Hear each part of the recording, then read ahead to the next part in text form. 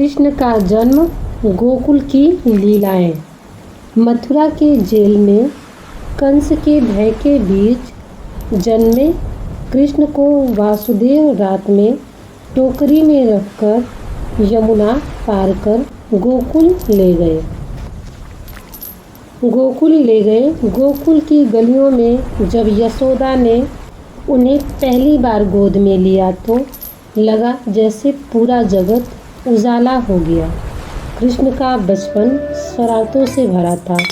कभी गोपियों के घर में घुसकर माखन चुराना, तो कभी दोस्तों के संग यमुना किनारे गाय चराना, और कभी अपनी बांसुरी की मधुर तान से सबको मंत्रमुग्ध करना। राधा का जन्म और सौंदर्य। बरसाना के वृषभानु गांव में जब राधा ने जन्म लिया तो पूरा गांव खुशियों से गूंज उठा। राधा की आंखों में एक अद्भुत चमक थी। चेहरा जैसे चांदनी सा उजला था। राधा जन्म से ही दिव्य थी। पहली भेंट। एक दिन कृष्ण जब अपने दोस्तों के साथ बरसाना पहुँचे, राधा ने जब पहली बार कृष्ण को देखा तो मन ठहर गया। श्याम वर्ण पीतांबर धारण किए, सिर पर मोर मुकुट और हाथ में बांसुरी। कृष्ण ने भी जब राधा को देखा तो मुस्कुराकर उनकी ओर देखा। उस क्षण दोनों के बीच ऐसा बंधन बना जो जन्म जन्मांतर तक अटूट रहा। राधा और कृष्णा का प्रेम वृंदावन की गलियों में परवाना चढ़ा।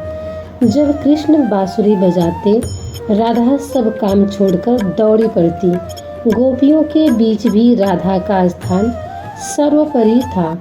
सब जानती थी कि कृष्ण का हृदय केवल राधा के लिए धड़कता है। रासलीला सबसे अद्भुत क्षण था। पूर्णिमा की रात, चांदनी, यमुना किनारे और वृंदावन का मधुवन। कृष्ण हर गोपी के साथ नृत्य कर रहे थे, लेकिन राधा को लगता था कि कृष्ण केवल उनके साथ हैं। वास्तव में कृष्ण की लीला ऐसे थी कि हर हृदय को पूर्णता का अनुभव हो। राधा और कृष्ण का प्रेम। राधा और कृष्ण का प्रेम सांसारिक नहीं था। राधा का मन केवल कृष्ण में बसता था। वह कहती, मुझे कृष्ण से कुछ नहीं चाहिए, बस उनका स्मरण चाहिए। कृष्ण भी कहते, राधा बिना मैं अधूरा हूँ। जिस प्रकार आत्मा और परमात्मा अलग नहीं हो सकते, वैसे ही राधा और कृष्ण भी अलग नहीं हो सकते। विरह का समय। लेकिन समय के साथ कृष्ण को मथुरा लौटना पड़ा, जहाँ उन्हें कंस का वध करना था, धर्म की स्थापना करनी थी। जब कृष्ण ने राधा से विदा ली तो राधा की आंखों में आंसू निकल गए। उन्होंने कहा, स्वामी, कहीं आप मुझे भूल तो नहीं जाओगे? कृष्ण मुस्कुराकर बोले, राधे, जहाँ जहाँ मेरा नाम लिया जाएगा, वहाँ वहाँ तुम्हारा नाम भी लिया जाएगा। हमारी प्रेम कहानी अधूरी नहीं रहेगी। उस दिन ने राधा ने विरह को ही अपना जीवन मान लिया। वह वृंदावन में ही रही, हर क्षण कृष्ण के स्मृति में डूबी। विवाह क्यों नहीं हुआ?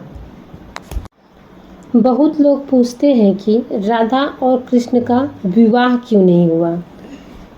किंवदंती है कि उनका प्रेम सांसारिक बंधनों से परे था। यह आत्मा और परमात्मा का मिलन था, जिसे किसी सामाजिक रिवाज की आवश्यकता नहीं थी। राधा का अंतिम समय। कहते हैं ना, जीवन के अंतिम समय में जब राधा वृंदावन छोड़कर द्वारका पहुंची, तब वह बहुत कमज़ोर हो चुकी थी। कृष्ण ने उनके पास आकर पूछा, राधे, तुम्हें क्या चाहिए? राधा ने मुस्कुराकर कहा, बस इतना कि तुम मुझे एक बार अपनी बांसुरी का धुन सुना दो। कृष्ण ने बांसुरी बजाई। और उसी धुन में राधा ने अपनी आंखें बंद कर ली। उसके बाद कृष्ण ने कभी बांसुरी नहीं बजाई। अमर प्रेम। आज भी जब कोई राधे राधे पुकारता है तो उसमें कृष्ण की छवि जुड़ी होती है। कृष्ण का नाम कभी अकेले नहीं लिया जाता, हमेशा राधे कृष्णा कहा जाता है। उनका प्रेम हमें सिखाता है कि सच्चा प्रेम त्याग, भक्ति और समर्पण में है। संदेश। राधा कृष्ण की प्रेम कथा यह सिखाती है कि हमें केवल पाने का नाम नहीं है प्रेम। राधा और कृष्ण का प्रेम हमें यह सिखाता है कि सच्चा प्रेम त्याग और भक्ति और समर्पण में है। राधा कृष्ण की प्रेम कथा यह सिखाती है कि प्रेम केवल पाने का नाम नहीं, बल्कि आत्मा का परमात्मा से जुड़ने का मार्ग है। यही कारण है कि उनका प्रेम अमर है और सदा रहेगा।